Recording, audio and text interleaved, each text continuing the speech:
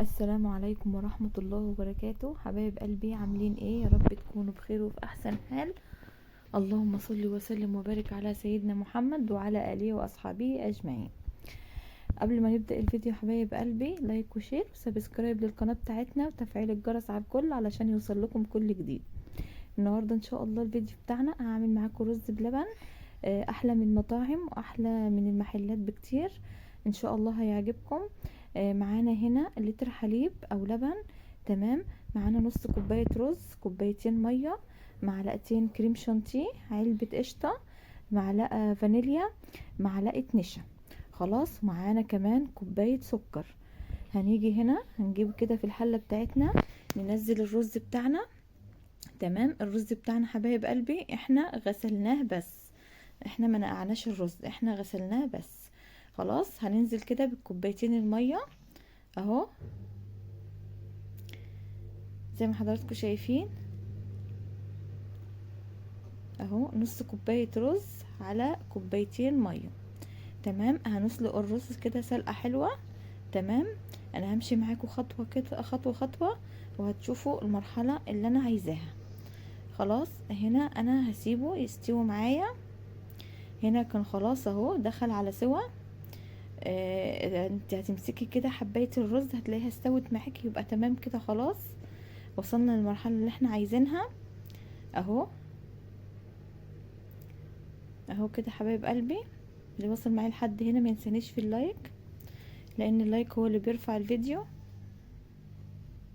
واللي مش مشترك عندي فضلا وليس امرا ياريت يشترك اهو كده. خلاص. هنا كان خلاص استوى معايا الرز اهو. تمام.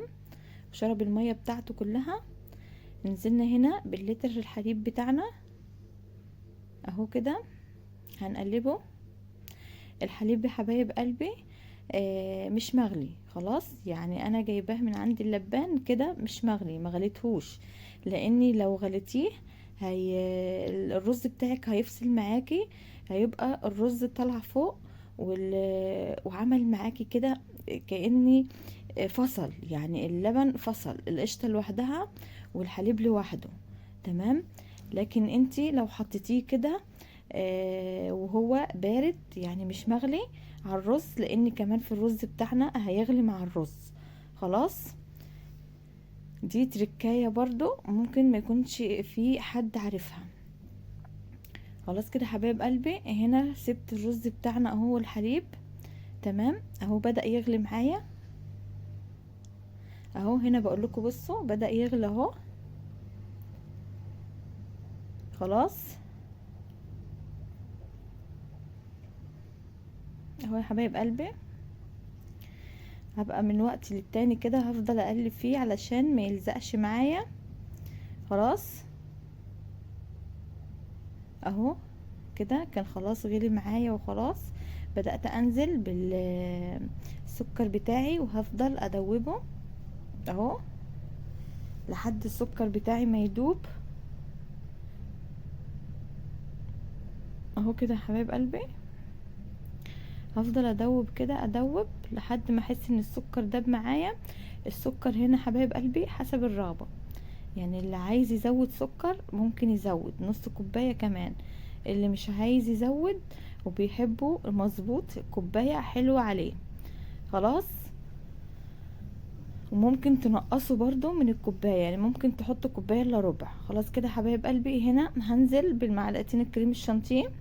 تمام. لو عندك لبن بودرة ممكن تحطي لبن بودرة كمان، بيعزز الطعم وبيخلي طعمه تحفة. بس احنا معانا القشطة. تمام. بيخلي طعمه تحفة. خلاص. وكمان اللبن بتاعنا او الحليب بتاعنا بلدي. تمام. جاموسي. ف يعني القشطه كمان فيه، يعني احنا ما فصلناش برضو او ما خدناش منه القشطه، نزلناها بخير وكده. تمام. فهيبقى القوام معاكي كريمي وطعمه تحفه. هنا هنبدا نقلب كده اهو. اهو يا حبايبي، ايديكم بس في ايديكم في الرز علشان ما يتلسعش. خلاص.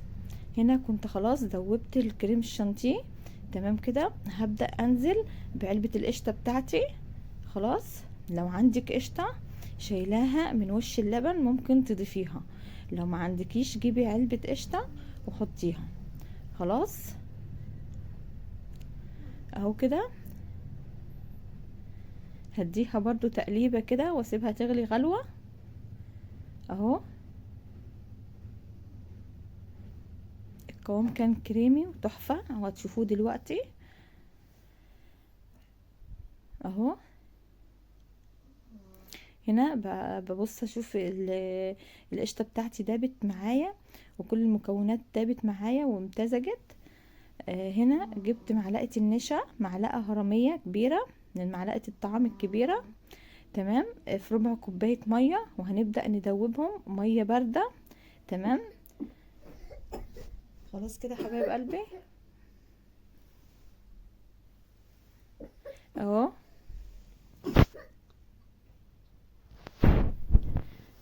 اهو كده حبايب قلبي دوبنا كده النشا اهو. هنبدأ ننزل كده على الرز بتاعنا اهو، وهنقلبه،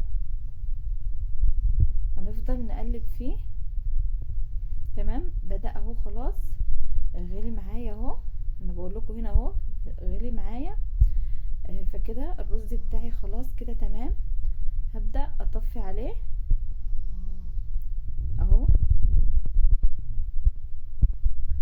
لازم يا حبايب قلبي بعد ما تنزلوا النشا تسيبوه يغلي غلوة علشان النشا يكون استوى. خلاص ابص القوام طالع في المعلقة كريمي وجميل ازاي، ان شاء الله هيعجبكم. انا هنا بقول لكم هسيبه 5 دقايق يهدى، تمام، وهبدأ اقدمه معاكم. هنا جبت الاطباق بتاعتي او الكاسات بتاعتي، تمام، وهبدأ اغرفه اهو. هوريكم القوام بتاعه، انا كمان قدمته معاكم على طول، ما استنيتش عليه ان هو يبرد ساعتين ولا حاجة. الوش اللي بيبقى مكرمش ده تمام وبيعجبنا، ودايما بنقوله هو معمول ازاي، هي معمولة بنفس الطريقة، بس هتشوفوا دلوقتي الوش بتاعه عامل ازاي. بس انا ما صبرتش عليه، لو كنت صبرت عليه وسبته يبرد تمام كنتوا شفتوا الكرمشة بتاعت الرز اللي احنا بنحبها. خلاص هنا كنت خلاص قدمت اهو معاكم، بقول لكم نص كوبايه رز عملت معايا الكميه دي ما شاء الله اهو. اهو كده حبايب قلبي بصوا القوام كريمي وجميل ازاي وشكله تحفه يفتح النفس. جربوه ان شاء الله هيعجبكم كتير. بس يا ريت اللي اول مره يخش عندي يا ريت يشترك ويفعل زر الجرس علشان يوصله كل جديد اهو. بصوا يا حبايبي جمال، هوريكم برضو القوام بتاعه دلوقتي، بصوا جماله اهو.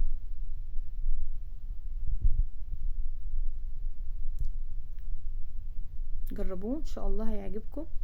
بس بقول لكم هنا القوام بتاعه كريمي وجميل، بصوا كمان كان لسه سخن ما كانش برد اهو. هنا بدوقه بقول لكم السكر بتاعه مظبوط، لا هو مسكر ولا هو ماسخ، يعني الطعم جميل وكريمي اهو. بصوا كمان بصوا شكل الكرمشه اهي، بصوا والله وكان لسه سخن ما سبتهوش يبرد، قدمته معاكم على طول. جربوه بنفس الطريقه وان شاء الله هيعجبكم. ولو عجبكم اكتبولي في الكومنتات، تمام، ولو كمان عايزين اي حاجه اكتبوها لي في الكومنتات وان شاء الله هرد عليكم واعملها لكم. بس اللي وصل معايا لحد هنا ما ينساش يحط اللايك، حط اللايك علشان اللايك هو اللي بيرفع الفيديو. خلاص كده حبايب قلبي هنا بقول لكم بصوا شكله وكان طعمه تحفه كريمي وجميل احسن من المحلات بكتير.